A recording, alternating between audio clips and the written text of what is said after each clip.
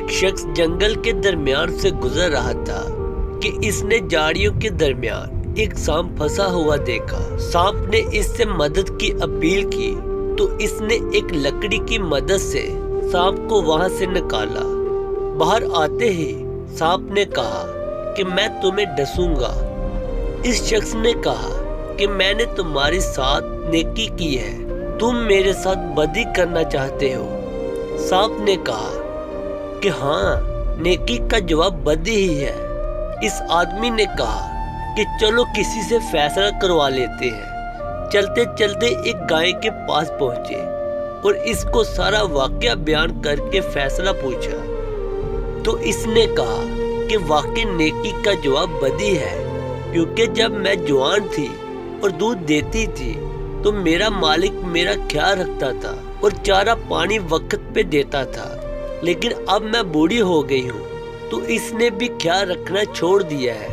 یہ سن کر سانپ نے کہا کہ اب تو میں ڈسوں گا۔ اس آدمی نے کہا کہ ایک اور فیصلہ لیتے ہیں۔ سانپ مان گیا اور انہوں نے ایک گدھے سے فیصلہ کروایا۔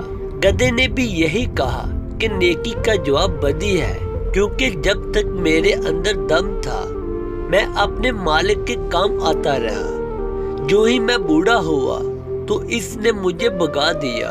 سانپ اس شخص کو ڈسنے ہی لگا تھا کہ اس نے منت کر کے کہا کہ ایک آخری موقع اور دو۔ سانپ کے حق میں 2 فیصلے ہو چکے تھے، اس لیے وہ آخری فیصلہ لینے پہ مان گیا۔ اب کی بار وہ دونوں ایک بندر کے پاس گئے اور اسے سارا واقعہ سنا کر کہا کہ فیصلہ کرو۔ اس نے آدمی سے کہا کہ مجھے ان جھاڑیوں کے پاس لے چلو، سانپ کو اندر پھینکو اور باہر پھر میرے سامنے باہر نکالو، اس کے بعد میں فیصلہ کروں گا۔ وہ تینوں واپس اسی جگہ گئے۔ آدمی نے سانپ کو جھاڑیوں کے اندر پھینک دیا اور پھر باہر نکالنے ہی لگا تھا کہ بندر نے منع کر دیا اور کہا کہ اس کے ساتھ نیکی مت کر، یہ نیکی کے قابل ہی نہیں۔ خدا کی قسم، وہ بندر عوام سے زیادہ عقل مند تھا۔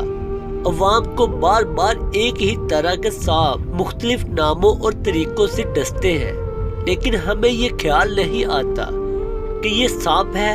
ان کے ساتھ نیکی کرنا اپنے آپ کو مشکل میں ڈالنے کے برابر ہے۔ دعا ہے کہ اللہ تعالی ہم سب کو اس پر عمل کرنے کی توفیق عطا فرمائے۔